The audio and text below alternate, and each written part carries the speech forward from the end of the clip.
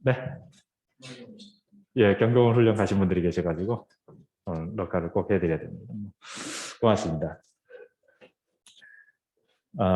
자, 그 녹화를 좀 보신 녹화 앞에 얘기했지만 녹화를 통해서 좀 이 수업을 이해하신 분을 위해서 잠깐 더 말씀드리면 그 편의상 동사의 한 줄기, 칼을 우리가 배웠는데 칼줄기를 배웠는데 그 칼줄기의 완료 3인칭 남성 남수부터 카탈부터 시작해가지고 마지막 분사 수동까지 한 줄을 다 끝내기 위해서 우리가 수업의 진도를 좀 바꿔서 20과를 건너뛰어서 20과를 먼저 하도록 합니다. 여기서 명령법, 부정사, 분사를 한꺼번에 하도록 하겠습니다. 자, 명령법부터 먼저 얘기를 하게 되면요. 그 히브리어가 이제 세모이기 때문에 히브리어의 모음을 연구하는 데는 뭐가 참 도움이 많이 되냐면 아카드가 도움이 됩니다. 왜냐하면 히브리어는 언어 자체가 모음이 없지는 않지만 있지만 그게 표현된 것은 상당히 후대란 말이에요. 그래서 후대는 본래 아주 고대에 사용됐던 그 모음이 상당히 달라졌을 가능성이 있습니다. 그래서 시간적으로 이 시간으로 이렇게 쪼개서 보게 되면 그런 이제 모든 학문적인 방법은 디아크로닉한 통시적인 방법과 싱크로닉한 공시적인 방법이 있거든요. 거의 모든 그 학문의 방법론이 크게 두 가지로 나중에 폴 리페르 이후에 그런 방법을 사용하게 되는데 이 통시적으로 시간을 잘라서 이렇게 시간의 순서에 따라서 보게 되면 이 모음의 변화들이 나타납니다. 그 이제 대표적인 예가 마타니 케나니 히브리어로 그렇고 영어로 얘기하면 케나니 시프트라는 그 모음 변화 현상이 나타나요. 예를 들면 아 사운드가 오로 바뀌어요. 그런 현상들이 나타나요. 시간에 따라서 그런 것처럼 이런 모음의 변화들이 나타나게 되는데 이 모음을 고대 형태, 그러니까 우리가 지금 현재 사용하고 있는 히브리어만 해도 크게 두 개로 나누거든요. 어떻게 보면 세 개.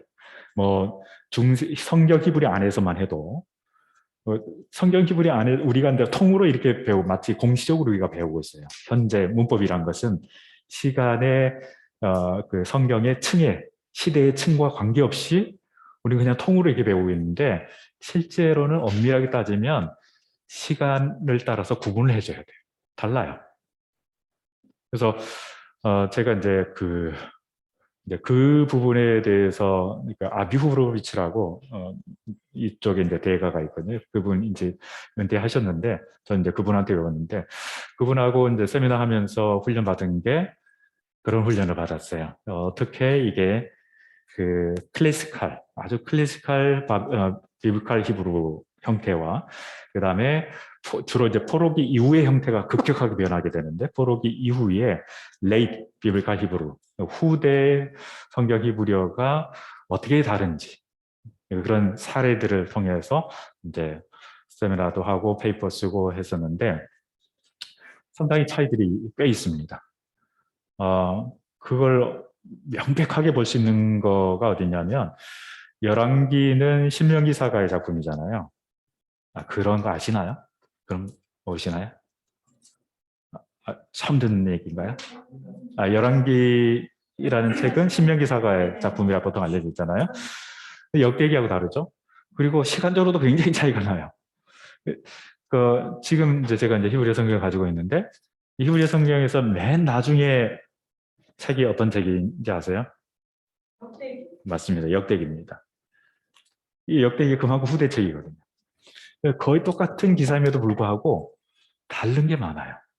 같은 기사를 얘기하고 거의 같은 본문임에도 이게 실제 쓰여진 거는 다른 경우도 있습니다. 예를 들면 다비드 하는 경우에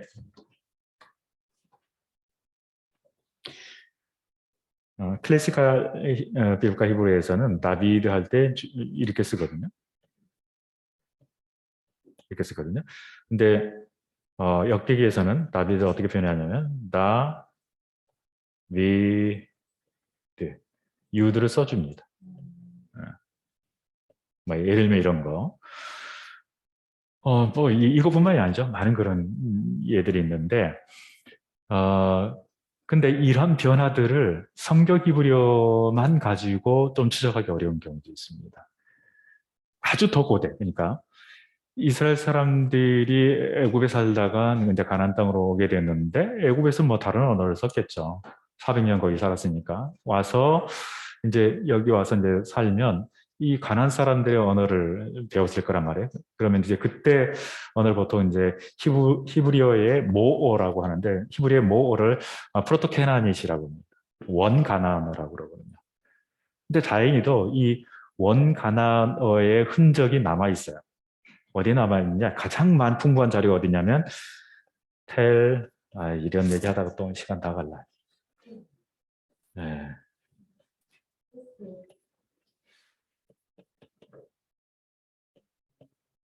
텔 엘 아마르나 문서. 여기서 대량으로 편지들이 발굴됐습니다. 이 편지들은 여러 군데서 왔는데 가나안에서 온 편지들도 많이 있어요. 가나안 지역에서. 근데 이 가나안 지역에서 온 편지들은 그러면 여기 텔 엘 아마르에서 발견된 이 서신들은 어떤 언어로 쓰여졌을까요? 맞습니다. 아카드어. 왜냐하면 주전 15세기 전후에 링과 프랑카가 그 국제 외교 공용어가 아카드어였거든요. 그래서 다 아카드어로 쓰여졌습니다. 그래서 당시의 서기관이라든지 고위 관료들은 전부 아카드어를 공부를 했습니다. 근데 지난번에 말씀드렸다시피 가나안에서 온 이 아카드어 문헌의 그 편지들은 우리의 콩글리시와 비슷하게 거의 가나안어에 가까운 아카드어였어요. 그래서 가나안어의 특성이 그대로 드러나는 거예요. 특히 우리에게 이제 도움이 되는 것은 모음이, 아카드에는 모음이 다 있거든요. 히브리어는 없지만 모든 아카드의 철자에는 모음이 있습니다. 지난번에 이거 말씀 보여드렸잖아요.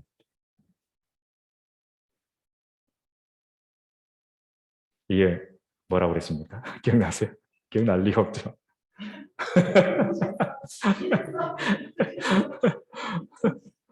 네. 맞아요. 잘하셨네. 예. 예. 수메르어로는 카라고 읽고요. 아카드어로는 맙이라고 있습니다. 맙. 이 같은 세모기 때문에 얼마만큼 이게 남았냐면 지난번에 아랍어도 말씀드렸잖아요. 아랍어로 바브가 뭐라고요? 똑같아요. 문. 아람어 알파벳도 알레벳도 이렇게 있습니까? 아람어요? 네. 당연하죠. 왜요? 아람어랑 페니케아어랑 히브리어랑 같은 알파벳을 씁니다. 깜짝 놀랐어요. 모아버, 암모너 다 같은 알파벳을 씁니다. 네. 근데 아람어 중에 시리아 방언 있잖아요. 네. 시리아 방언은 전혀 다른 문자를 쓰죠. 근데 시리아 문자가 시리아 방언의 이 문자가 현재 아랍어의 전신에 가깝습니다. 상당히 유사한 것들이 있습니다. 네. 그 변천 과정을 보게 되면 그렇습니다. 그러니까 이게 언어가 조금 복잡한 게 뭐냐면 같은 세모라 하더라도 문자가 다른 경우도 있어요. 요즘 우가리더 이건 쐐기 문자를 써요. 근데 알파벳이에요. 30개짜리. 어, 어, 아휴, 예, 조금 제가 절제하겠습니다. 그쪽으로 가면 또 끝이 없습니다. 자, 이 얘기하려다 너무 가구나. 학문적으로 정확하게 얘기하면 이렇게 얘기하면 안 되는데 나중에 변화된 형태를 보니까 어떻게 우리가 명령법을 요약할 수 있냐면 미완료 형태 있잖아. 익털. 미완료 형태. 기본형이죠. 익털. 여기서 앞에를 떼버린 게 명령법이라는 거예요. 결과적으로. 근데 이게 명령법만 그런 게 아니고 부정사 연기형도 똑같아요. 앞에 게 떼버린 거, 접두어 떼버린 거. 이게 명령법과 부정사 연기형의 형태라는 거죠. 그래서 크톨이에요. 가장 기본적인 형태가. 칼의 명령법의 기본적인 형태도 크톨이고 부정사 연기형도 크톨이에요. 이런 특징을 가지고 있습니다. 근데 엄밀하게 따지면 사실 좀 다른 얘기인데 그 얘기는 할 수가 없어요. 지금 시간상. 혹, 혹, 글쎄요. 그런 기회는 안 올 것 같아서 예, 쓸데없는 얘기니까 그만둡시다. 예, 자 그러면 우리가 여기서 지난번에 이제 그 미완 형태를 배울 때 이 앞에 이 접두어가 무엇의 흔적이라고 생각했습니까? 접두어가 인칭 대명사의 흔적이라고 그랬죠. 우리가 명령할 때는 급하잖아요. 그러면 인칭 대명사는 당연히 빠져야 돼. 그래서 앞에 거가 빠지는 게 너무 당연한 얘기예요. 그 다음에 부정사, 투부정사 말고 이게 영어에서 우리가 부정사 얘기할 때 부정사를 할 때 뭐 거기 인칭이 들어갑니까? 인칭이 들어가면 이 부정사가 아니잖아요. 이미 한정된 건데 부정사는 당연히 인칭이 빠져야 되죠. 그런 의미에서 앞에 인칭 이 흔적이 빠지는 게 너무 당연합니다. 그래서 정리하자면 이렇습니다. 명령법 기본형과 그 명령법 기본형이라는 것은 2인칭 관계에서 2인칭 남성 단순한 얘기예요. 너 이거죠. 너 죽여라 이거죠. 2인칭 관계에서 앞에 접두어가 이제 실제로는 타브겠죠. 2인칭이니까 이게 빠진 상태, 그톨. 이게 명령법도 되고 가장 기본형인 부정사 연계형도 돼요. 근데 히브리어가 특이한 게 일반적으로 다른 언어에서는 그 사전에 어떤 형태가 나오냐면 부정사가 가장 기본형으로 나오거든요. 영어도 그렇고 다른 언어들 거의 그렇거든요. 근데 유독 히브리어만은 그렇지 않아요. 히브리어만은 완료의 3인칭 남성 단수를 가장 기본형으로 여기지만 원리는 사실 그렇지 않아요. 그게 단순해서 그걸 앞에 내세운 것뿐이지 실제로는 부정사를 하는 게 좋긴 하죠. 원래대로 한다면. 근데 이제 히브리어는 이제 좀 복잡해지니까 그냥 단순하게 완료의 3인 남성 단수를 사전적인 대표적인 단어로 내세우고 있죠. 그 차이뿐이에요. 그럼 명령법이 가장 기본 형태는 됐죠. 근데 이제 명령법이라는 게 2인칭 단수가 명령한 것만은 아니잖아요. 너희들도 있고 너라는 앞에 이제 상대 대상이 여성일 수도 있잖아요. 여성 단수일 수도 있고 복수일 수도 있잖아요. 이때 이제 변화들이 생기는데 그것은 철저하게 우문 변화를 그대로 따릅니다. 모음 변화를 그대로 따릅니다. 예를 들면 자 여성형 그러니까 2인칭 여성 단수는 미스 리라고 했죠. 이게 특징이죠. 뒤에 이게 오는 게 특징이죠. 이게 모음이기 때문에 바로 앞에서는 슈바가 되죠. 기억나시나요? 예, 그러면 틱틀리 이게 되겠죠. 근데 여기서 명령법이 되려면 이게 떨어져 나간다. 이게 인칭 대명사의 흔적이기 때문에 당연히 떨어져 나가는 거죠. 이게 떨어져 나가면 남는 게 이건데 유성체가 두 개가 겹쳤잖아요. 그럼 앞에 게 뭘로? 단순이니까 히렉으로 바뀌겠죠. 그래서 실제로는 키틀리가 돼요. 키틀리. 이건 여성 한 사람에게 명령하는 거죠. 너 죽여. 죽여. 무시무시하다. 그러니까 이 경우에는 실제로 우리가 이걸 딱 만나면 조금 당혹스럽긴 해요. 네, 많이 당혹스러워요. 이게 뭘까? 우리가 기대하는 것은 뭐 카메츠거나 뭐 이런 건데 이게 희력이 왔다. 근데 여기서 이렇게 역추적해야 이거를 우리가 확신할 수 있거든요. 근데 좀 쉽진 않아. 이거는 계속 반복된 훈련을 통해서밖에 안 돼요. 그래서 이제 저는 이제 처음 수업 계획을 할 때는 이 컴퓨터 베이스화된 프로그램을 활용하는 걸 맨 마지막 시간으로 이렇게 돌렸는데 그래서는 안 될 것 같다는 싶은 생각이 들어서 이제 조금 더 지나면 아예 기회 있을 때마다 컴퓨터 프로그램을 어떻게 활용하는지를 계속 같이 연습해야겠다는 싶은 생각이 들더라고요. 그래서 실질적으로 여러분들이 도움을 받을 수 있도록. 그리고 제가 일부러 이 책을 가져왔어요. 어, 지금 그 줌으로 보신 분들을 위해서 제가 잠시 책을 보여드리도록 하겠습니다.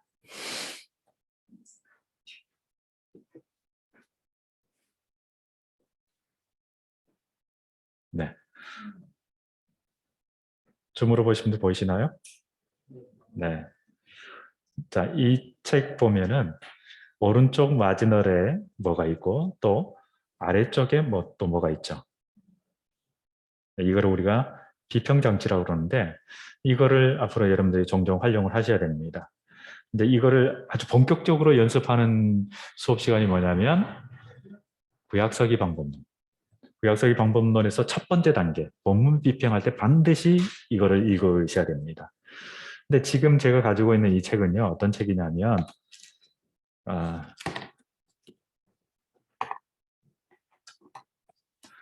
한글로 이렇게 돼 있잖아요. 슈투트가르트 히브리어 구약성경, 구약성서, 한국어 서문판. 이게 다른 거는 다 똑같은데 서문만 한글로 번역이 돼 있어요. 굉장히 중요합니다. 이걸 사시면 좋을 것 같아요. 서문판. 한글로 된 거. 왜 그러냐면 여기에 약어들이 많이 나오는데 이런 약어들이 많이 나온다. 이 약어에 대한 설명이 전부 한글화되어 있어요. 그래서 이것의 의미를 파악할 수가 있는 거죠. 또 이제 이 표시들이 뭔가 한글로 다 설명이 되기 때문에 우리가 쉽게 이것의 의미들을 알 수가 있습니다. 그래서 예를 들면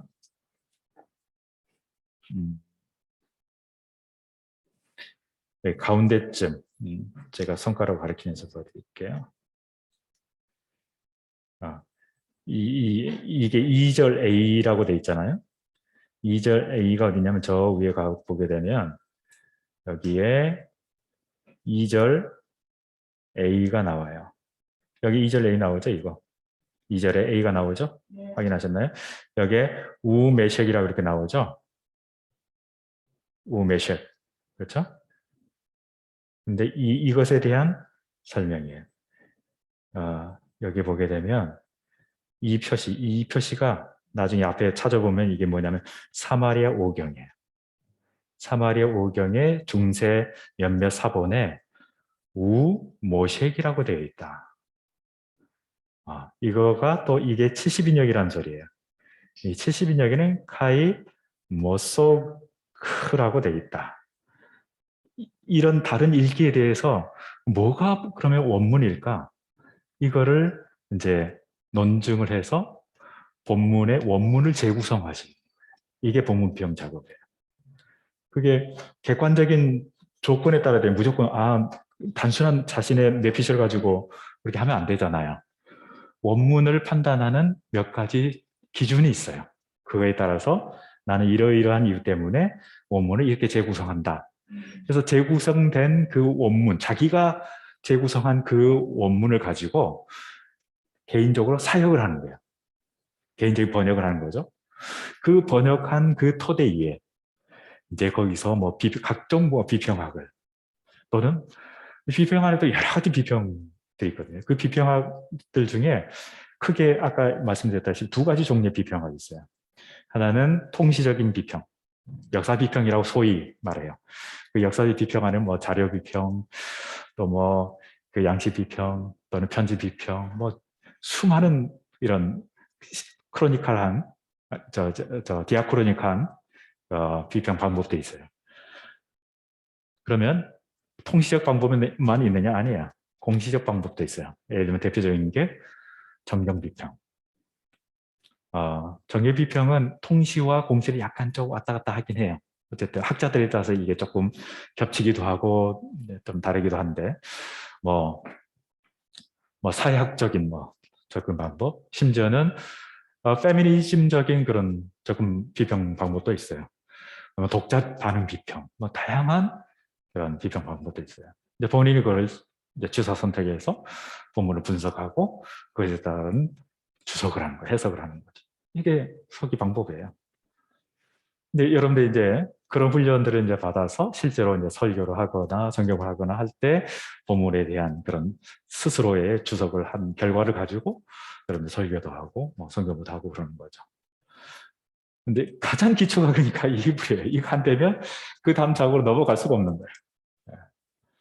그래서 이게 여러분들이 지금 어떤 마음의 자세를 가지고 히브리어 공부하시는지 잘 모르겠지만 이게 가장 기초다. 이게 안 되면 아예 이제 이쪽은 덮고 하는 거예요. 그러면 우리의 상당히 중요한 전문성을 상실한 상태에서 다음 작업을 하게 되는 거죠. 자, 명료법에 대해서 간단히 말씀드렸고요. 그 명령법 하나 더, 두 개 더 하죠. 인칭 복수가 또 있잖아요. 복수. 남성 복수. 뭐 너희들에게 명령, 너희 남자들에게 명령하는 것도 있을 수 있죠. 기본형이 틱텔루죠. 이게 2인칭 남성이죠. 남성이라 어떤 게 알아요? 우가 무조건 남성이죠. 그렇죠? 앞에 이거 2인칭의 흔적이고, 자 여기서 인칭 대명사의 흔적인 트가 떨어져 나가면 역시나 뭐가 문제냐면 유성쉐바가 두 개 겹쳤네요. 그러면 앞에 게 히력을 바뀐다. 그러면 결과적으로 이게 되는 거죠. 키틀루. 이게 2인칭 남성 복수 명령이에요. 남성 복수 명령. 너희 남자들 죽여라. 이거죠. 근데 그 다음 여성 복수 명령인데 거의 안 나와요, 사실은. 근데 원리로만 설명드린다면, 굳이 설명드리면 이거죠. 예. 나가 특징이죠. 우나. 나가 특징이죠. 예. 틱톨라 이거 아니에요? 틱톨라 이거 아닙니다. 틱톨나 여기서 인칭 대명사의 흔적인 이거 떨어져 나가면 크톨나가 되죠. 뭐 바꿔야 될 게 뭐가 있습니까? 없어요. 그대로예요. 네. 이런 식으로 파악하는 겁니다. 이게 이제 명령법입니다. 부정사죠. 방금 했던 게 여기 있어요. 이거 그대로 하시면 됩니다. 어떤 과정을 거쳐서 이렇게 되는지 이걸 보시면 됩니다. 이렇게. 그 다음에 그래서 가장 중요한 게 사실은 문맥이에요. 문맥은 이런 개별 단위 어휘들을 분석하는 데도 상당히 도움이 되고요. 그 다음에 큰 맥락에서 그 본문이 뭘 의미하는지를 파는 데도 굉장히 중요합니다. 한 예를 들어 질문, 이왕 생각난 질문. 예, 완전서법은 본래 그렇게 표현돼야 되는 거고 불완전서법은 본래 그렇게 해야 되는 축약해서 특히 마부라든지 또는 요드 이게 모음 문자잖아요. 이거를 생략하고 짧게 표현하는 거. 그게 불완전서법이에요. 그럼 아까 소개해 주신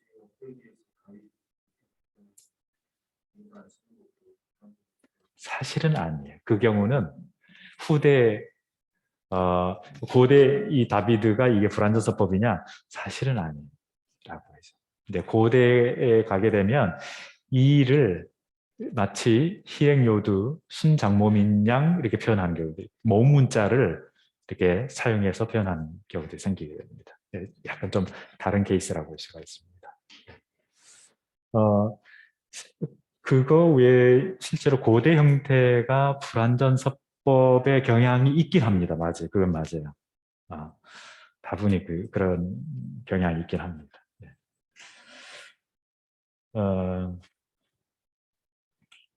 예, 문맥 얘기하다가 말씀드렸는데 창세기 11장을 보게 되면 지난번에 말씀 바벨탑 얘기 있잖아요. 바벨탑 얘기가 뭐 사이에 끼어든 에피소드죠? 10장에 무슨 얘기가 나와요? 10장의 내용이 뭐죠?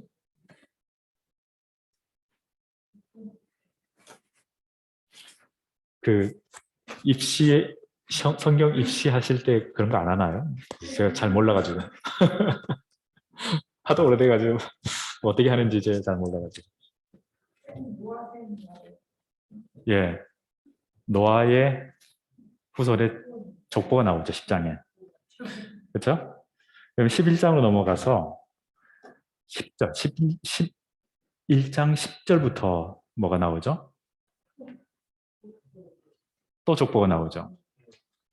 네, 조금 더 구체적인 질문들이죠. 10장의 족보 순서가 어떻게 됩니까? 누구 족보부터 나와요? 네?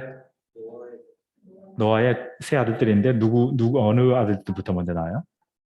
야벳, 그다음 함, 그다음에 셈. 이게 정상적인 순서인가요, 보통? 보통은 셈부터 나온 게 정상 아니에요? 그렇죠? 그럼 넘어가서 11장 넘어가서 10절부터 보면 또 누구 족보가 나옵니까, 거기서? 셈이 또 나오죠. 그러면 바벨 사건은 누구 족보와 누구 족보 사이에 끼어 있어요? 음, 셈과 셈 족보 사이에 끼어 있잖아요. 그렇죠? 그래서 만약에 문맥으로만 본다면, 우리가 문맥으로만 본다면 11장에 나오는 바벨탑 사건은 셈족의 이야기라고 볼 수가 있겠죠. 다른 거 고려하지 않고 그냥 문맥으로만 본다면. 셈의 이름이 셈인데 이 셈의 이름의 뜻이 뭘까요? 이름. 맞아요, 이름이에요. 이상하지 않나요? 이름을 이름이라고 짓다니요. 이상하지 않나요? 제 아들 이름이 셈인데요. 이제 비자 연장을 처음 이제 애를 데리고 어, 좀 예, 자세하게 얘기하면 좀 그런데 그 이스라엘 내무성해가지고 비자 연장하러 가서 이제 이름을 쓰는 날이 있었어요. 히브리어는 당연히 왼쪽에 죄송합니다. 제가 그 필기체에 익숙해서 좀 힘들어요, 솔직히. 예, 이렇게 해가지고 셈 이름 쓰는 난 해가지고 여기다 이제 이름을 쓰라고 이렇게 돼 있거든요. 그래서 제가 뭐라고 썼냐면 죄송합니다. 셈, 리 이렇게 썼어요. 리가 이제 성이고 이름이 셈이다 이렇게 썼거든요. 그랬더니 제가 이거를 잘못 이해를 한 줄 알고 그 내무성 직원이 아니 여기 이름을 쓰라고 이름이라고 이름 쓰지 말고 네 아들의 이름을 쓰라고 그러다 내 아들의 이름이 셈이다. 굉장히 이상한 표정을 짓더라고요. 내가 그때는 몰랐는데 이유를 알고 보니까 이 사람들은 하나님의 이름을 못 부르잖아요. 그 대신에 아도나이, 주님 이렇게 부르던 거 굉장히 달리 부르는 이름들이 많거든요. 그 중에 하나가 하셴이에요. 그 이름이에요. 굉장히 불경스러운 거예요. 그 사람들 입장에서는. 그래서 그 자리에서 바꿨어요. 미안하다. 쌤으로 바꿨어요.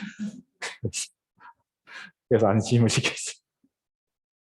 그래서 제 아들은 유치원 들어가서 굉장히 좋아하더라고요.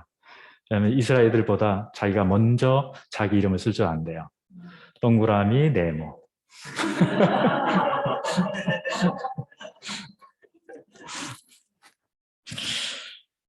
근데 왜 노아는 자기 아들의 이름을 셈이라고 지었을까요?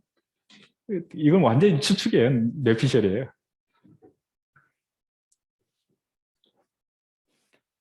맏아들이잖아요.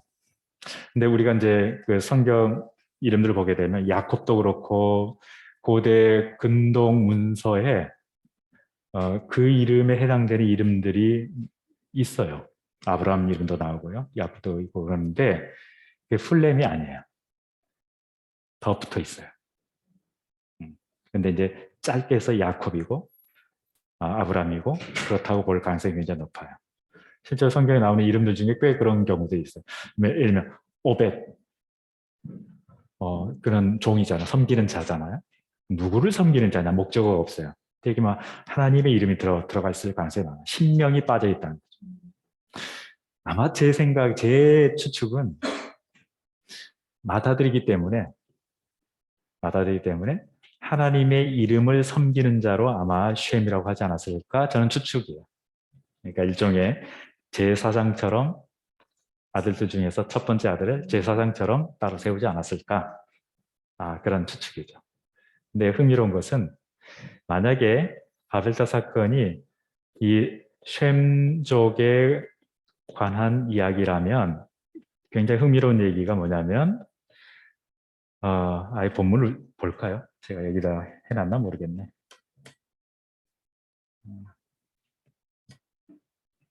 천장. 없구나.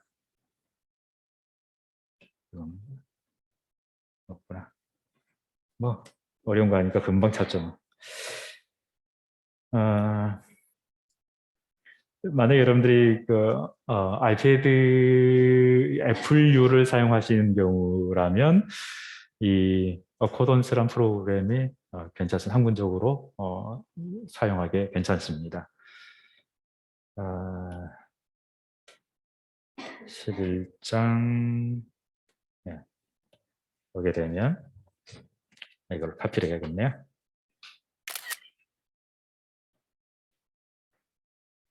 저장하고 저쪽에서 불러와야 제가 여기 필기 가능해서 이쪽에서 좀 불러오겠습니다. 페이지 예. 자, 이걸 보시면요.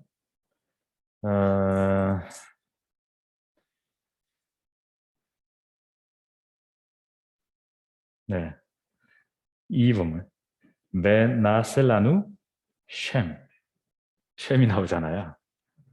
만약에 이 에피소드가 셈족에 관한 에피소드라면 좀 이상해요. 재밌어요. 이게 이제 나아세 지금 이파를 여러분 이파가 아니래도 이건 이팔이 아니다. 자, 칼 형태에서 앞에 눈이 들어가 있는 게 뭐가 있죠?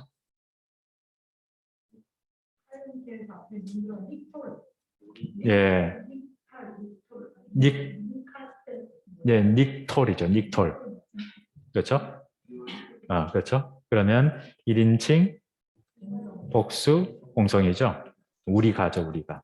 맞아요. 바로 이 경우입니다. 우리가 몸이 왜 이 모양이냐? 그거는 나중에 갈 것도 없다. 이 아인 때문에 그래요. 이게 약동사예요. 첫 번째 자리니까 패죠. 패 후음동사, 거트럴. 패 후음동사라고 그래요, 이거를. 이게 약동사예요. 나중에 약동사가 엄청 분량이 많잖아요. 다 그 의문론은 그대로 적용하는 거예요. 이것 때문에 원래는 여기가 히렉인데 파타흐로 변한 거예요. 왜냐하면 아인하고 헤트는 파타흐를 굉장히 좋아한다고 했잖아요.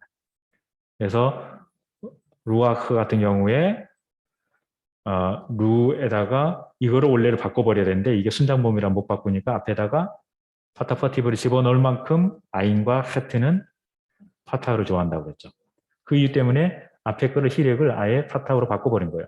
그리고 자기 밑에는 이게 이제 유성세화짜리인데 단순 세바를 쓰지 않고 앞에와 상응하는 합성 세바를 써준 거예요. 그래서 나아세가 된 거예요. 원래는 이거겠죠.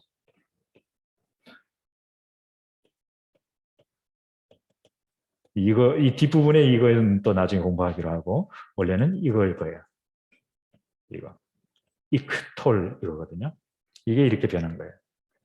자, 그럼 아싸가 뭘까요? 이제 이거는 이제 우리가 분석했습니다. 아싸가 뭘까요? 여러분 암기했는데 만들다. 네. 이 경우는 1인칭 청유 코타티브라는 건데 그 나중에 배우게 될 거예요. 보통 우리가 let's 이거예요. let us 이거예요. 우리가 뭐뭐 하자 이거예요. 만들자. 그다음에 라누 이거는 우리가 배웠어요. 살짝 지나가면서 배웠어요. 전치사 르의 코모디 다티브스 코모디라는 거를 우리가 배웠어요. 우리를 위하여. 굳이 번역은 하지 않지만 그런 뉘앙스가 있다고 했죠. 우리를 위하여. 뭘 만들자? 정관사 없죠. 한 이름을 만들자. 여기서 이름은 뭘까? 십중팔구 신의 이름이에요. 근데 우리말 성경도 그렇고 영어하고 묘하게 이런 영어에서 Let's make for us 또는 name for us 뭐 이렇게 될 수도 있고 우리를 위하여 이름을 만들자 이게 사실은 어떤 의미냐면 유명해지자 이런 얘기잖아요. 이름을 내자 이런 말이 돼버려요. 영어에서는 정확하게. 묘하게 그렇게 돼버렸어요. 근데 실제로 히브리어에서도 그런 표현이 가능해요. 근데 이 경우는 제가 볼 때 우리가 유명해지자 그런 얘기는 아닐 거라고 저는 봐요. 실제로 우리를 위한 하나의 신의 이름을 만들자라고 저는 생각을 해요. 또 다른 신을 만들자는 거죠. 하나님 외에 또 다른 신. 그러니까 하나님 열받은 이유가 다른 것 때문에 열받은 게 아니고 나 왜 너는 특히 네 가문은 나를 섬기라고 제사장 가문으로 이 셈을 세웠는데 얘네들이 오히려 나 외에 다른 신을 만들고 그리고 그들을 위한 바벨, 음, 바벨이 바빌이라고 했잖아요. 신들의 문.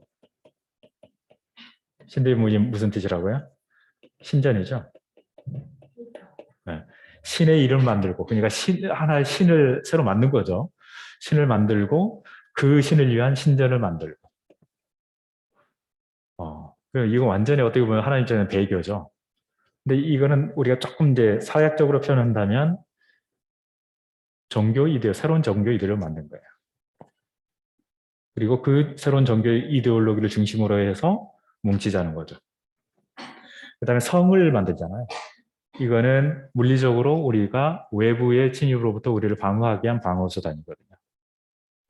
조금 더 그 역사적인 얘기하자면 제가 이제 일반 역사, 그 메소포타미아 역사를 배웠기 때문에 그 역사하고 이제 패러렐을 시켜봤어요. 그랬더니 대략 어느 시기하고 얼추 맞아 떨어진다고 볼 수 있냐면 지금 이때가 수메르 제3왕조 이 시기거든요. 주전 약 2000년대입니다. 2000년 후반기, 거의 2000년에 가까운 그 시기거든요. 수메르 제3왕조는요. 수메르 왕조 중에서 가장 문화적으로 왕성했던 꽃피었던 시기입니다. 그리고 수메르 제3왕조의 수도가 어디였는지 아세요? 여러분 아실 것 같은데. 예, 우르입니다. 갈대아, 이제 카스딤. 이 카스딤이라는 말은 후대 언어예요.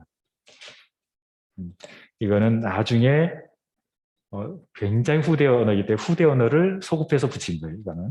당시에는 카스딤이라는 말이 없었습니다. 갈대아라는 말은 없었습니다. 우루인데 이 우루가 이 수메르 제3왕조의 수도였다는 거. 그 다음에 우루의 수호신이 어떤 신인지 아세요? 달신. 네. 이시타르 얘기하셔서 생각난 김에 먼저 이 얘기부터 할까? 이시타르를 히브리어로 얘기하면 뭔지 아세요? 히브리어로. 에스테르.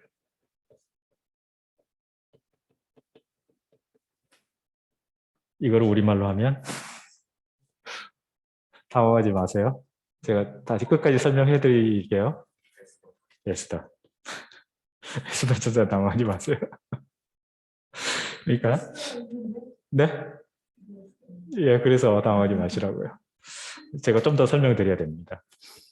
이거 엄밀히 얘기하면 에스더라는 이름은 이시타르 신, 전쟁의 여신이죠. 이 전쟁의 여신이 저쪽 그리스로 페니키아 사람들이 언어 문자도 수출을 하고 전수를 해주고 그다음 문화도 신의 판테온 만신전 있잖아요. 이것도 이렇게 옮겨졌다고 보는데 그 만신전 구조 속에서 이시타르는 비너스 신이에요. 그 로마에서는 비너스고 아프로디테, 그리스에서는 아프로디테거든요. 사실 어떤 의미에서 이시타르가 이렇게 온 거죠. 그 다음에 모르드게는요. 히브리어는 모르데카이라고 그러는데 모르데카이는 마르둑, 말둑신의 이름을 딴 겁니다. 에스더는 이시타르 신의 이름을 딴 거고요. 근데 유대인들은 이거를 재해석합니다. 어떻게 해석할까요? 에스더서에 보게 되면 하나님 이름이 나옵니까? 여호와 이름이 나옵니까? 한 번도 안 나와요. 그렇지만 하나님의 손길이 분명하죠. 자, 이 알렙은 미완료에서 어떤 접두어죠? 1인칭 단수, 내가죠. 사타르가 뭐냐면 숨다예요. 내가 숨었다. 에스더에서 하나님이 숨어 있지만 하나님은 여전히 역사 있게 보셔서 활동을 하세요. 그래서 유대인들은 이 에스테르를 이렇게 재해석을 합니다. 하나님이 숨어 있지만 하나님이 여전히 활동하시는. 원래 이제 에스더의 히브리식 이름이 따로 있었죠. 하다스. 네, 하다스가 따로 있었습니다. 그게 이제 히브리식 이름이고 또 거기에 살아야 되니까 그쪽에 또 어울리는 이름 에스테를 갖고 있었죠. 그렇지만 유대인들은 다시 이거를 재해석해서 하면 됩니다. 제 이름도 마찬가지. 제 이름은 우리 이름을 지으신 저희 큰 할아버지는 예수를 안 믿는 분이었기 때문에 전혀 다른 의도로 지었죠. 네, 저는 제 이름을 다시 재해석했거든요. 내 양을 묵이라.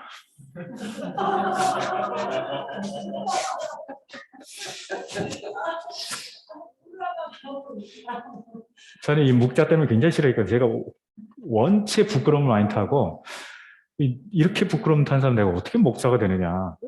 이름 때문에 나는 그런 거다. 이렇게 굉장히 싫어했거든요. 근데 제 이름을 재해석하면서 많이 바뀐 것 같아요. 네, 에서도 전사님도 마찬가지. 네. 자, 이 얘기하다가 여기까지 왔네.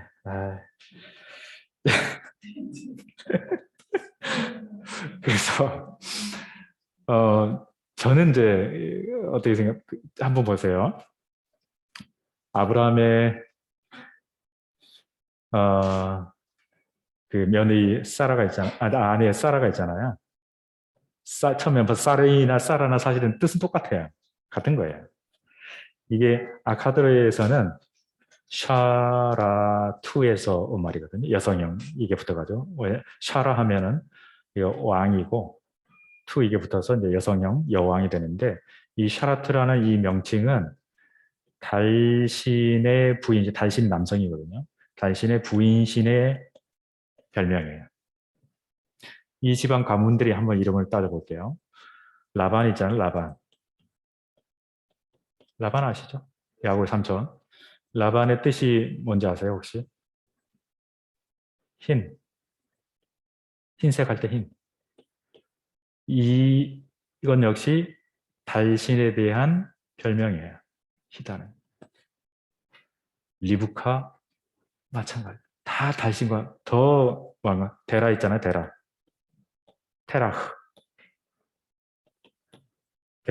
테라흐라는 말은 어디서 왔냐? 야레아흐. 혹시 야레아흐가 무슨 말인지 아세요? 달이란 말에서 테라흐란 말로. 달신과 굉장히 깊은 관련이 있는 집안이거든요. 집안. 그리고 데라는 요소에서 보게 되면 다른 신을 섬겼죠. 그리고 유대인들의 전승에 따르면 데라는 우상 제조업자였어요. 그렇죠? 저는 그게 맞다고 생각해요. 저는 이제 개인적으로 어떤 결론 내리냐면 시간이 없어서 딱 거두절미하고 딱 이것만 하고 다시 넘어오도록 하겠습니다. 결국 이 사건 때문에 오히려 흩어졌잖아요.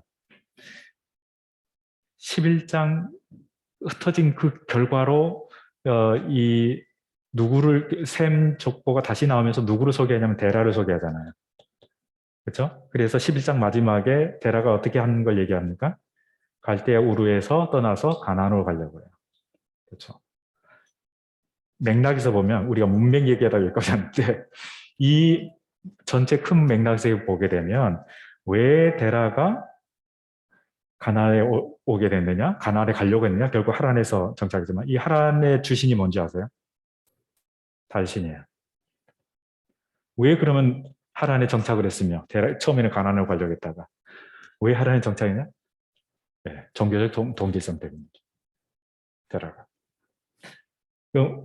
그러면 왜 이 기사를 여기다 싣고 있느냐? 어떤 것 같아요? 네, 흩어짐의 결과로 한 가문을 클로즈업해서 소개하고 있는 거죠. 그럼 왜 그러면 데라는 그쪽으로 갔을까? 제 내피셜로는 정치적 박해 때문이다. 왜 그러냐면 이 셈족이 우르 제3왕조가 멸망을 합니다. 누구에 의해서? 지금의 이란, 여기가 이란이면 이게 자그로스 산맥이거든요. 이 자그로스 산맥을 넘어와서 여기가 이제 당시에 여기가 페르시아만이고 여기 우르 제3왕조가 있었는데 여기에 지금 현재 이란 이 지역에 시마스키 엘람 족속, 시마시키 왕조가 있었습니다. 그 족속에 의해서 이 우르 제3왕조가 멸망을 합니다. 그러면 우르 제3왕조의 엘리트들, 종교, 정치 엘리트, 당시에는 종교, 재정 일치사회였으니까 종교, 재정 일치사회에서 엘리트들의 박해를 받았을 가능성이 굉장히 높거든요. 왜 그러냐면 우르 제3왕조가 원래는 수메르 왕조였는데 수메르 왕조 한번 멸망했어요. 다시 이들이 해방운동을 일으켜서 우르 제3왕조를 다시 세울 수 있었던 이유가 종교적인 거예요. 종교의 힘으로 다시 뭉친 거예요. 그러니까 친일파 입장에서는 이거를 말살시켜야 돼. 그러면 누구를 박해하느냐? 종교 엘리트들을 박해를 해야 되는 거죠. 그 박해를 피해서 멀리 가나안까지 가려고 하지 않았을까. 근데 가다 보니까 자기의 종교적 동질성 가진 하란에 가니까 여기 괜찮네 해서 여기에 머물렀을 가능성이 굉장히 높다. 오늘 여기까지 계속 하면 끝이 없어요. 예. 그래서 문맥이 그만큼 중요하다. 문맥을 통해서 한 단락의 의미도 우리가 파악할 수 있고 좀 더 좁히면 한 문장에서는 한 어휘들 이거를 분석하는데 이 그 한 문장의 문맥도 굉장히 중요하다. 이 부분을 각인을 했으면 좋겠습니다. 자, 그럼 다시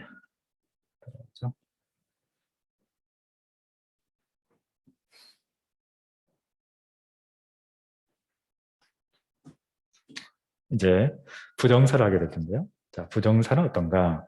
부정사는 우리가 흔히 생각하는 부정사와 가장 닮은 부정사는 뭐냐면 연계입니다. 부정사 연계. 이게 영어나 다른 언어에서의 일반적인 부정사라고 생각하시면 돼요. 근데 다른 점이 뭐냐? 다른 점은 형태가 원형에서 좀 다르다는 거예요. 이게 다른 언어와의 차이점이에요. 다른 언어에서는 부정사가 가장 기본형이잖아요. 형태만 본다면. 그렇죠? 근데 히브리어는 오히려 부정사 연계형이 약간 변칙이 있는 거죠. 이게 이제 다른 언어의 차이점입니다. 그다음 부정사에는 연계형이니 절대형이니 이거는 의미상의 이름이 아니에요. 의미 때문에 연계형이라는 이름이 붙었고 의미 때문에 절대형이라는 이름이 붙은 게 아니에요. 형태 때문에 붙어진 이름입니다. 형태가 연계형이라는 형태고 형태가 절대형이라는 거예요. 그럼 왜 절대형이냐? 이 절대형에는 다른 어떤 전미 요소가 붙을 수 없습니다. 절대형은. 딱 그 형태만 그대로 변하지 않습니다. 그래서 절대형이에요. 이 절대형이란 말에서 의미를 유추할 수 없습니다. 전혀 다른 거예요. 먼저 이왕 얘기가 나왔으니까 이 절대형의 의미상은 어떤 의미를 가지고 있냐면 강조할 때 이 절대형을 씁니다.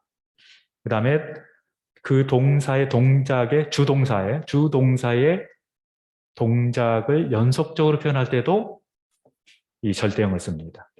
두 가지 경우에. 강조할 때는 메인 동사, 주 동사보다 앞에 와요. 먼저입니다. 일반적으로 100%는 아니지만. 그 다음에 연속할 때는 뒤에 옵니다. 이 주 동사보다. 절대형이.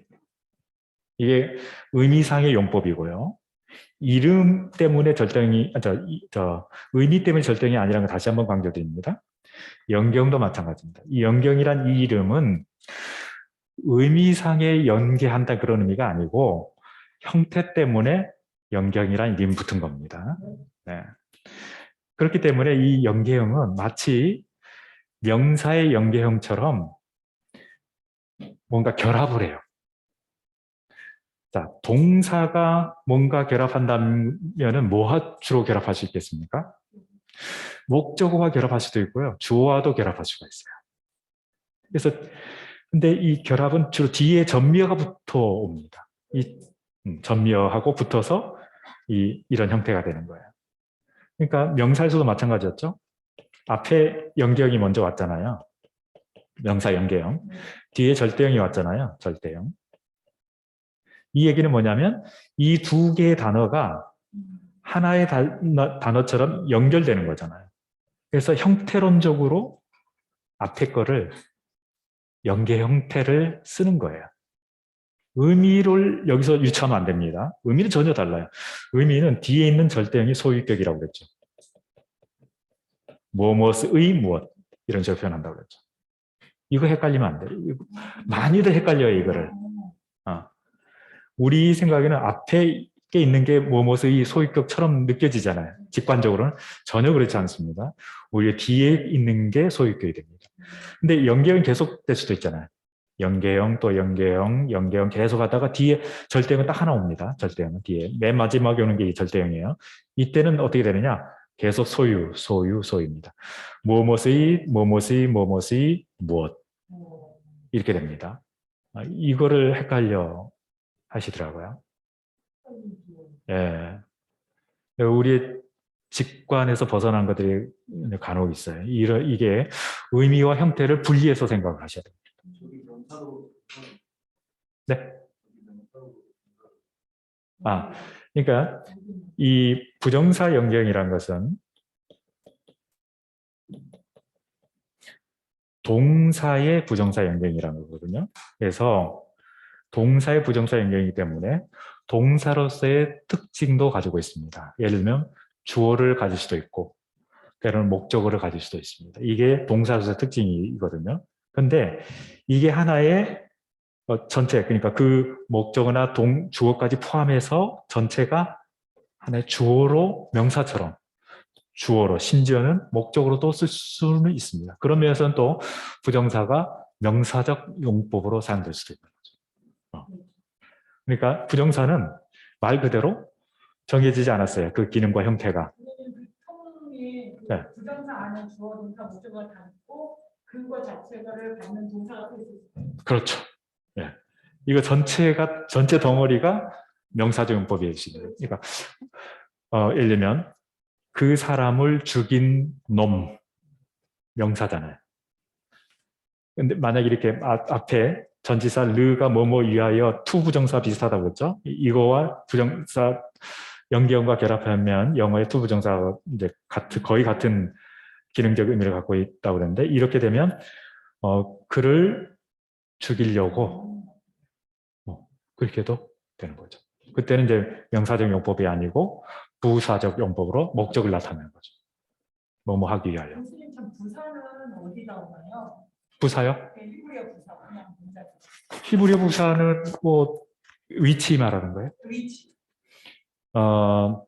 다양합니다. 특히 독립적으로 사용되는 경우가 많은데 일반적으로는 명사나 형사 뒤에 오죠. 대표적인 예가 톰 메어드. 예. 이게 형용사잖아요. 좋은. 이게 부사거든요. AD, ADV. 매우 좋은. 뒤에서 주로 오죠. 네, 또 질문해 주세요.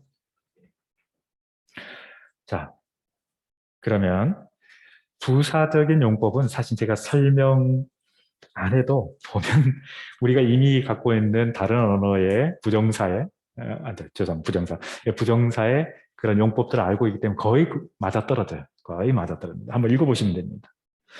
뭐 예를 보죠. 첫 번째, 부정사의 연결의 용법. 슈모르. 자, 크톨, 카톨, 코텔, 카툴인데 그 중에 이게 이제 원래는 앞에 인칭대명사 접두죠. 미완료 앞에 접두어가 빠진 형태죠. 그래서 그러면 이톨이니까 이크톨 이거니까 앞에 이것만 빠지면 그대로 슈모르가 되죠. 그래서 딱 이런 형태를 만나면 앞뒤에 뭐 없는지를 봐야 돼요. 없죠. 그러면 오리지널 3개만 남잖아요. 그 다음에 모음을 보시라는 거예요. 모음을 보시면서 이제 우리가 읊은 거 해보는 거예요. 아타트티는 할 수가 없죠. 왜냐하면 이미 전미어가 여기 없는 거니까. 전미어 없는 것 중에서 가능한 게 뭐냐면 명령법, 부정사, 분사예요. 칼에서는. 그러면 크톨, 카톨, 코텔, 카툴밖에 없거든요. 그러면 크톨은 두 가지 가능성. 첫째, 영연법, 2인칭 남성 단수. 그 다음에 두 번째, 부정사 연계형. 두 가지 가능성이거든요. 그럼 이 둘 중에 뭐냐? 문맥을 통해서밖에 몰라요. 두 가지 가능성을 보는 거예요. 첫째, 명령법을 보는 거죠. 자, 무엇을 지켜라. 명령법으로 일단 보는 겁니다. 그것을 지켜라. 무엇을 지키라는 거냐? 미시파테 딱 이것만 보고 앞뒤를 보자고 그랬어요. 딱 이것만 보고 우리는 뭘 판단해야 되냐면 남성 복수 연경이네. 이걸 아셔야 돼요. 네, 체레 요두만 보고. 체레 요두는 뭐에서 발전한 거예요? 뭐에서 축약된 거죠? 히렉 요두맴, 남성 복수. 이게 연경이 될 때 이렇게 된다고 했어요. 기억 안 나신 분은 다시 지난주에 했었거든요. 아주 꽤 오래됐네, 연경할 때. 오늘 16과가 연경할 차례인데 우선 이거부터 하기 때문에 먼저 봅시다. 자, 미시파테 원래는 앞에 이것 맴이 온 걸로 봐서 동사가 명사화된 거라고 볼 수가 있어요. 그러면 원래 오리지널 어근은 뭐냐? 이거 샤파테예요. 샤파테가 뭘까요? 재판하다. 네. 그래서 재판관을 셔페트, 크톨, 카톨, 코텔, 오에 이게 분사 형태예요. 분사 형태. 예를 들까요? 옙. 예, 오예비 뭔지 아세요? 적. 잘하시네. 그럼 이거 살짝 제가 바꿔볼게요. 이것과 한번 비교해 보세요.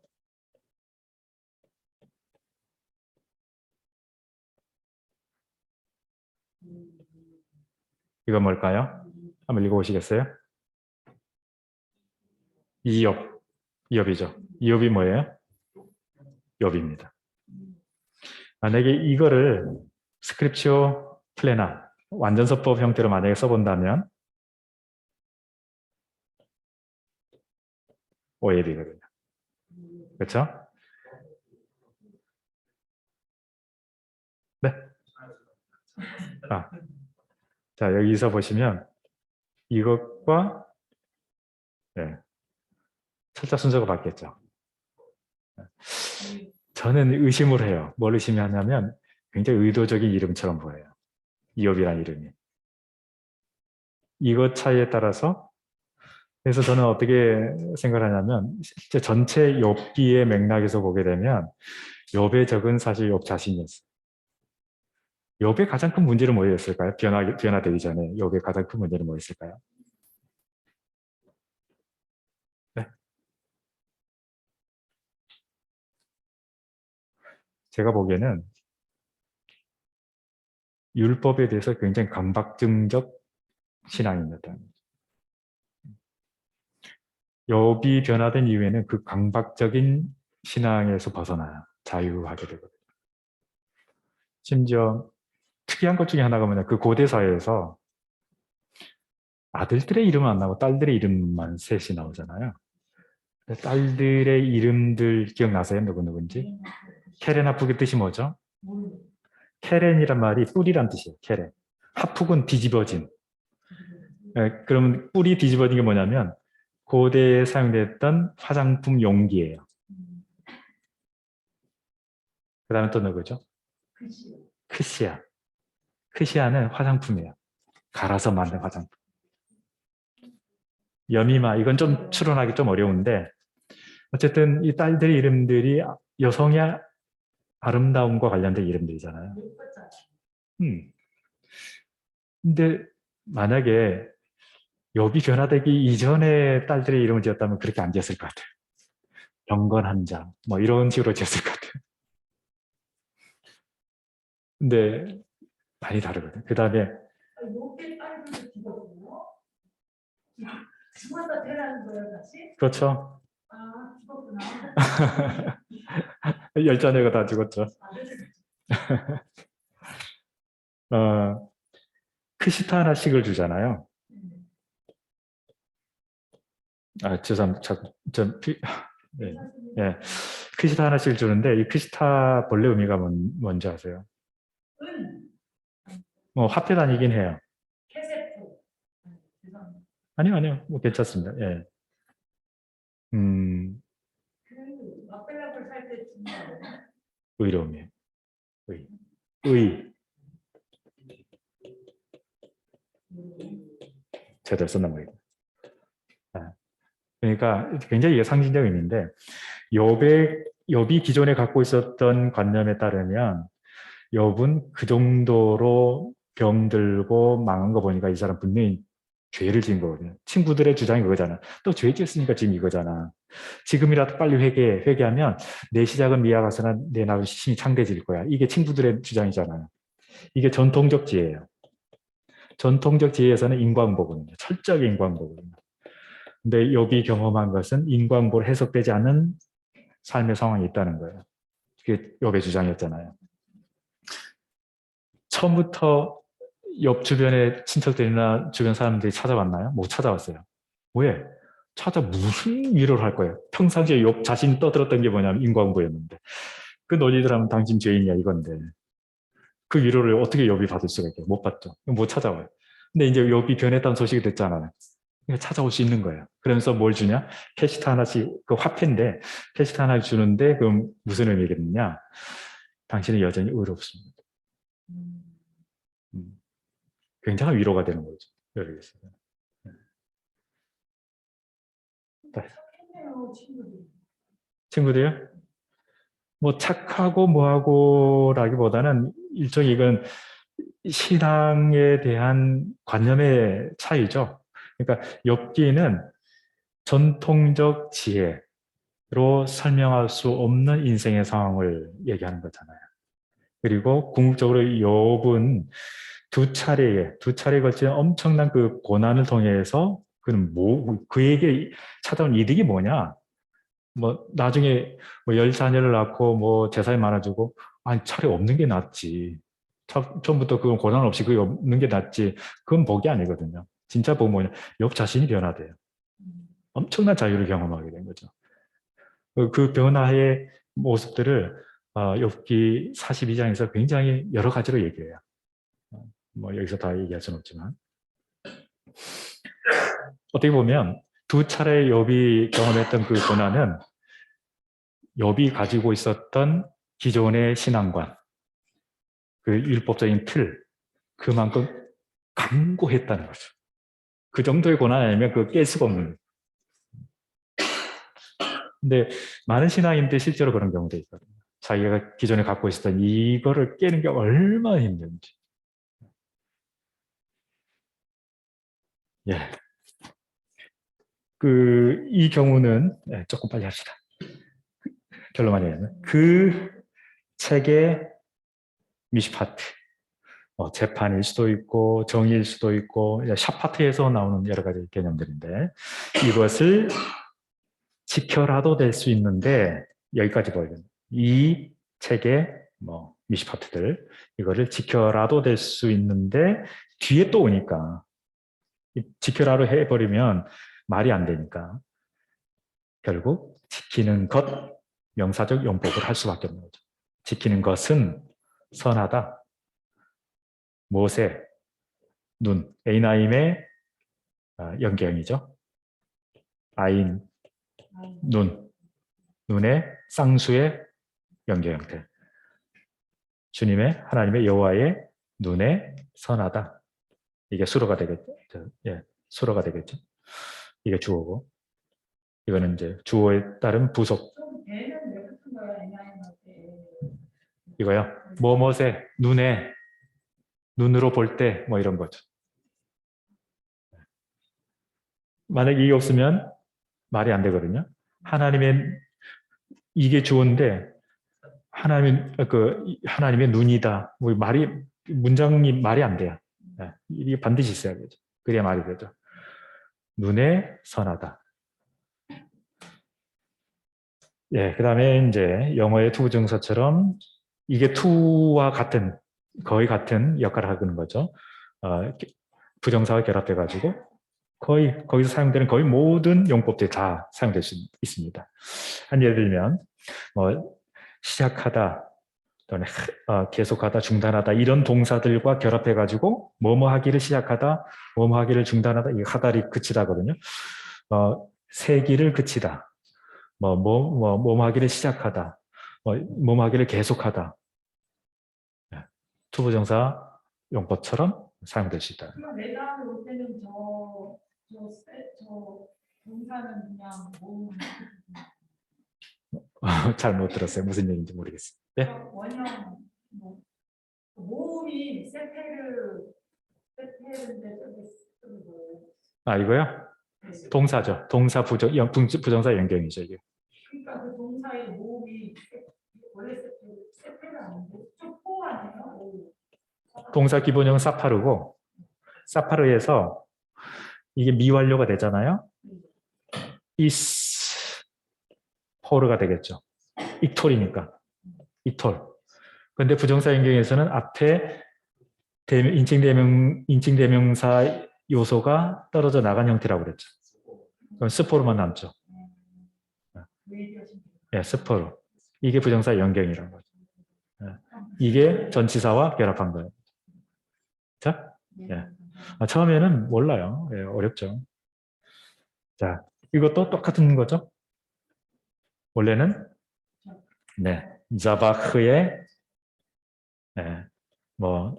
is 모흐가 아니에요. 이 경우 왜? 헤트는 뭘 좋아한다? 타타를 좋아한다. 그래서 이즈바흐예요. 이즈바흐에서 이 접두에서 인칭대명사 접두 요소가 빠지면 즈바흐가 되죠. 제바흐. 제바흐에 뭐가 붙었냐? 이 전치사 르가 붙었죠. 그래서 르가 붙으니까 유성시바 두 개 겹치니까 앞에 게 리즈버흐. 리즈바흐. 이 경우는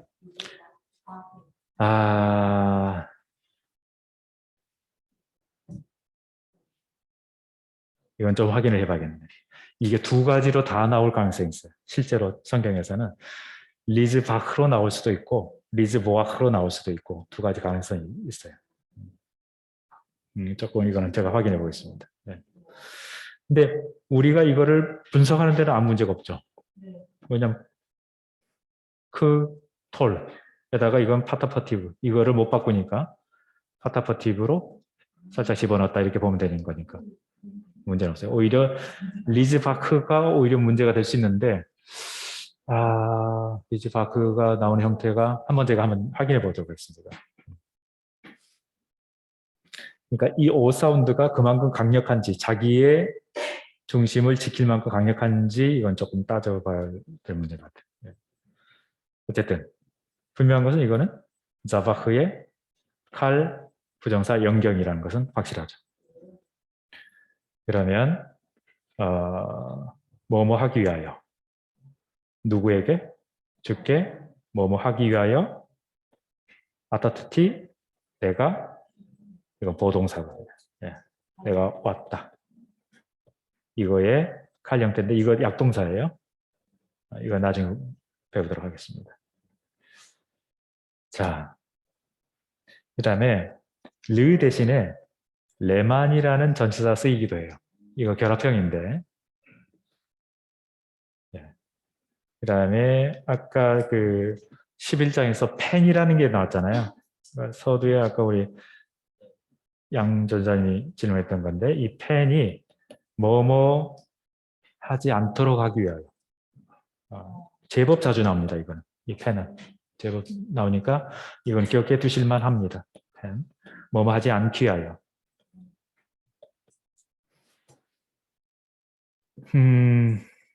그리고 또 이와 펜과 비슷한 게 뭐냐면 레빌티 이것도 펜과 거의 동일한 의미로 씁니다. 뭐뭐 하지 않게. 그냥 수거구나. 네, 수거처럼. 엄밀히 따지면 르와 빌티 이렇게 구분되는데 묶여서 수거처럼 이렇게 생각됩니다.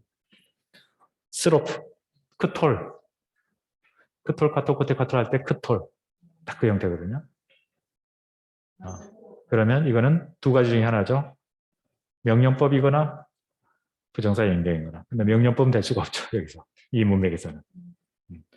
그러면 사르지 않도록 그 도시를 태우지 않도록 하기 위하여 이렇게 번역할 수 있죠. 이 일가 나오잖아요. 우리 쉬운 성경을 보니까 이걸 자꾸 마을로 번역을 했는데 마을과 일은 굉장히 차이가 큽니다. 마을에 가까운 단어는요. 크파르입니다.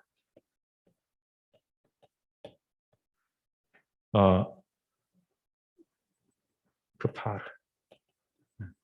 이 일은 성곽이 있는 도시를 가리켜서 일이라고 합니다. 주로. 성곽이 없는 경우는 뭐 키리앗이라든지 키리아죠. 피스가 봉우리에 있는 뭐 또는 키리앗 아르바 이런 게 키리앗 아르바 헤브론의 또 다른 이름이죠. 이런 경우고 성곽이 있는 경우는 거의 이르라는 단어를 씁니다. 그 구분을 사실 해야 됩니다. 마을과는 전혀 다른. 그다음 부정사 절대형의 용법. 부정사 절대형은 크톨, 카톨, 코텔, 카툴 할 때 카톨입니다. 카톨 이거. 네, 뭐 보세요? 아오, 카톨. 이게 중요한 포인트입니다.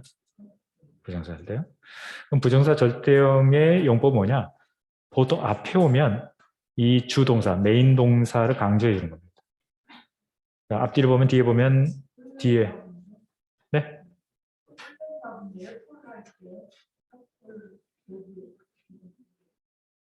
홀렘바브요?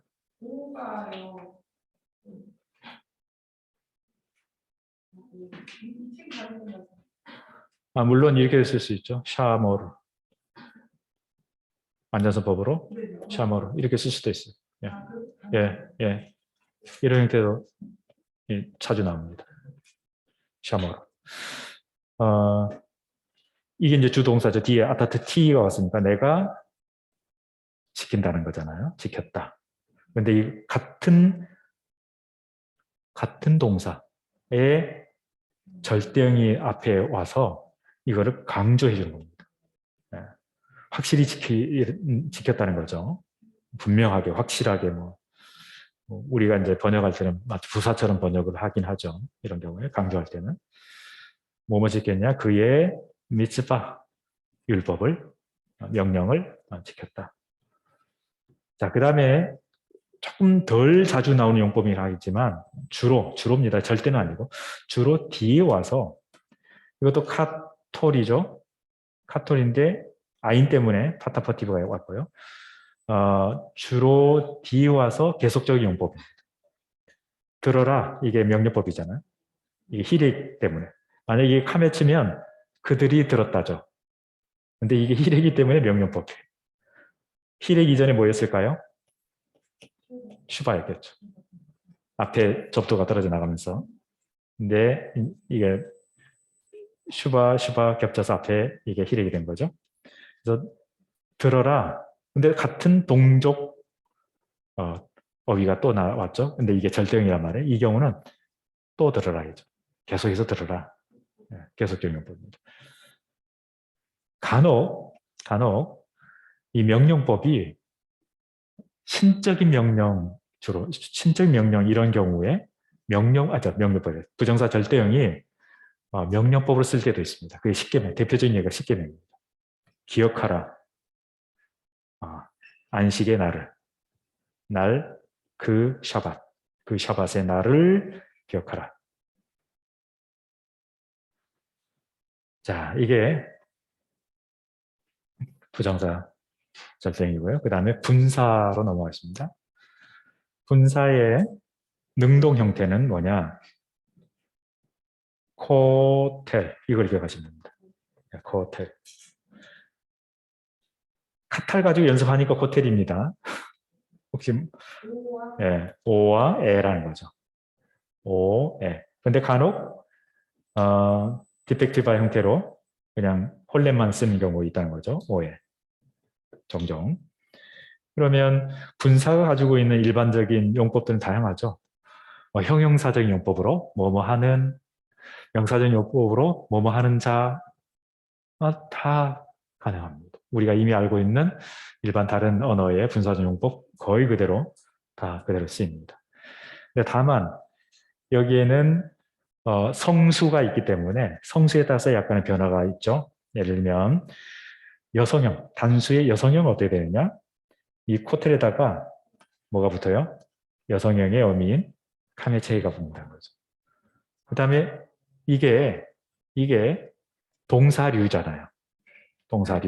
동사류이기 때문에 동사류의 원칙 가운데 뭐냐면 어미가, 전미어가 모음으로 시작되는 경우에 앞에 게 쉐바로 변한다. 원래는 체레잖아요. 원래는 이거잖아요. 근데 이게 이 모음 때문에 쉐바로, 유성 쉐바로 변합니다. 그래서 코텔라 이렇게 되는 거죠. 또 간혹 이렇게 나오는 경우도 있어요. 세골레티 이런 식으로. 이거는 분사의 여성 단수입니다. 세골레티. 네, 이렇게 나오는 경우도 있다는 거 기억하시고, 그다음에 복수 형태가 어떻게 되느냐? 마찬가지로 이게 전미어인데 남성 복수 전미어잖아요. 남성 복수 전미어가 뭐로 시작해요? 모음으로 시작되죠. 그렇죠? 그래서 앞에 또 슈바로 변합니다. 그래서 거틀림. 이 형태가 거의 제3변화 명사의 변화와 거의 똑같아요. 제3변화 명사가, 그래서 저는 제3변화 명사는 동사에서 파생된 명사라고 생각을 해요. 자, 이 경우도 전미어가 있잖아요. 여성 복수 전미어가 오트잖아요. 근데 이 전미어가 뭐로 시작해요? 모음으로 시작하잖아요. 그러니까 앞에 당연히 슈바. 그렇게 해놓고 보니까 결과적으로 이 가장 기본적인 남성 단수를 제외하고는 전부 쉐바가 됐다는 그런 공통점이 있죠. 그 앞에는 오라는 공통점. 안 변하는. 그래서 제3변화 명사는 앞에 게 실제로 이렇고 뒤에 게 이런 식으로 오는 경우들이 많아요. 이게 제3변화 명사의 특징인데 거의 분사 특징과 같습니다. 그래서 가장 중요한 거 코텔, 이걸 기억하는 거. 이게 능동이고요. 그 다음 수동은 어떻게 되느냐? 카툴이에요. 이걸 기억하셔야 돼요. 카툴. 아우. 카툴. 카탈 동사를 이용해서 카툴 이렇게 암기합니다. 여기도 마찬가지예요. 근데 이 경우는 문제가 뭐냐면은 이게 전부 모음으로 시작됐지만 앞에 게 전부 순장 모음이잖아요. 그러니까 안 변해요. 그대로 됩니다. 그래서 다만 액센트가 이쪽으로 이동을 해서 액센트에서 멀어지니까 앞에 게 카가 사라지고 유성체바로 변하는 거. 이것만 기억하시면 됩니다. 그러나 기본형은 이거라는 거예요. 근데 이렇게 이해는 되는데 실제로 딱 이 단어를 딱 만나면 당황스럽죠. 이게 어떻게 해서 이렇게 된 건가. 이게 이제 자꾸 반복하는 수밖에 없습니다. 반복해서 익히는 수밖에 없어요. 원리로 그 형태를 추적하는 데는 상당히 한계가 있습니다. 자, 분사 용법은 어떤가? 이미 말씀드렸어요. 모든 게 가능합니다. 일반적 분사 갖고 있는 명사적 용법, 그리고 분사는 동사에서 왔기 때문에 동사의 특성도 그대로 가지고 있어요. 목적을 가질 수 있습니다. 아시죠?